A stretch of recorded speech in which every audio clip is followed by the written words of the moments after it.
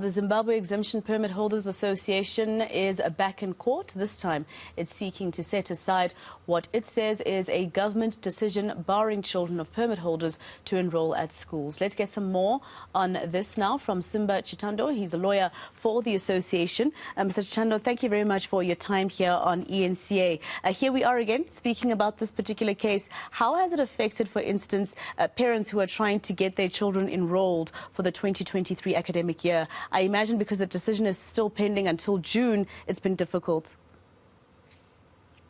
It has been difficult. Thank you for having me, and greetings to your viewers.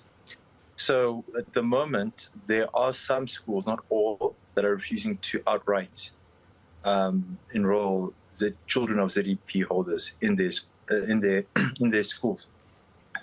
And there is another development, which is the children who are eligible to write matric exams this year, 2023, have been denied enrollment because their parents' status, according to the schools, and the schools are saying this is from the Department of Basic Education, but we haven't received any communication from them yet. It's part of the ongoing legal process. They're saying that they can't register them for the academic year, and they've given a deadline of 24 January. At which stage, or at that date, they would not register them at all for the academic year. And this is obviously disappointing. Many of these kids have spent, years, obviously, studying in the country, and this is their final year, and their status and in the country is uncertain, and the completion of their academic studies is also uncertain, which is very disappointing.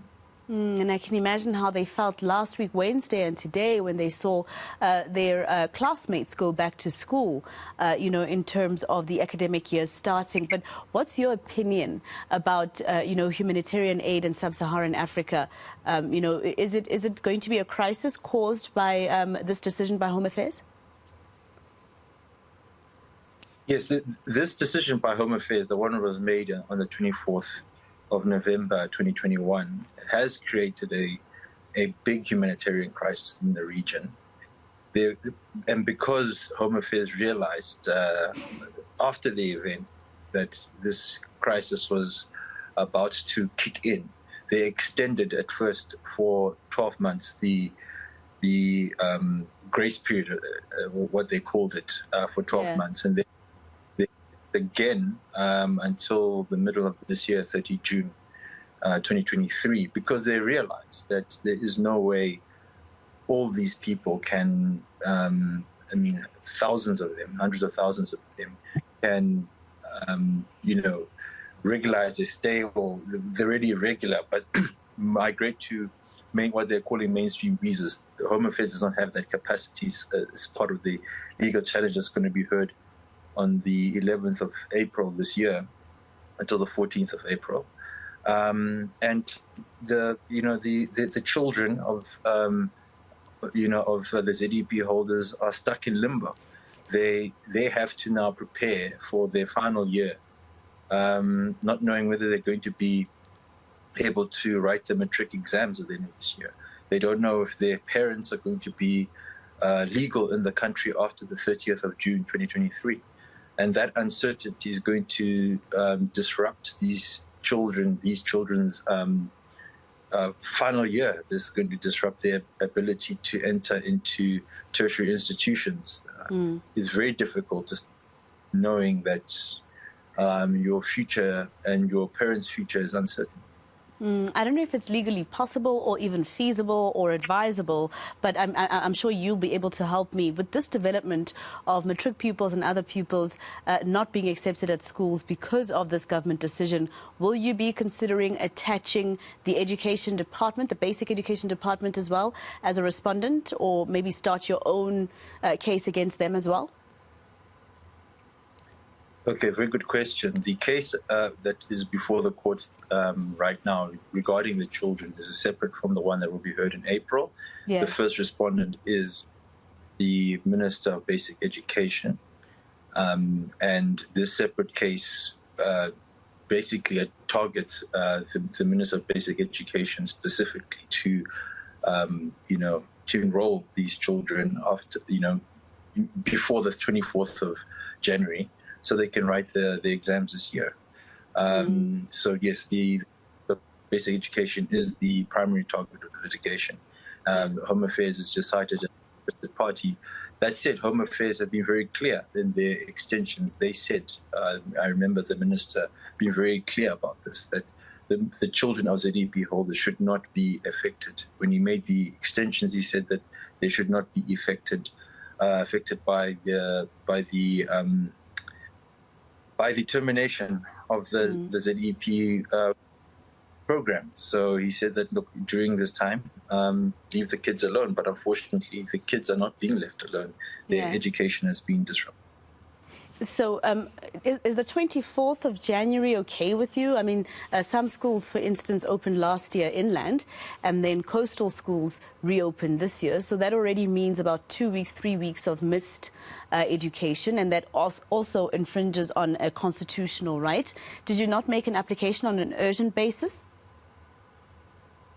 The application is on an urgent basis. The 24th of Jan is the deadline that the schools we know have given for the registration of the children to write the matric exams. That is what the schools have said to some of the parents of the ZEP holders. It is not something that is government gazetted. It is a date that they've given the parents.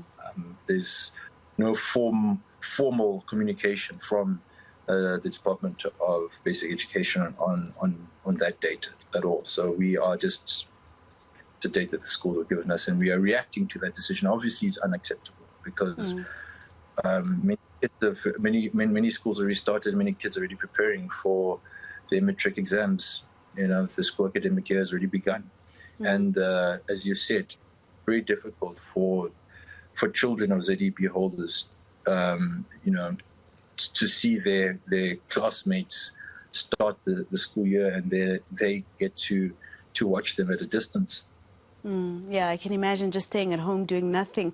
This obviously exacerbates thoughts from some countries in the continent about South Africa in terms of cruelty and inhumaneness, etc., especially now that you had to attach another department in government to this particular issue when it comes to ZEP holders.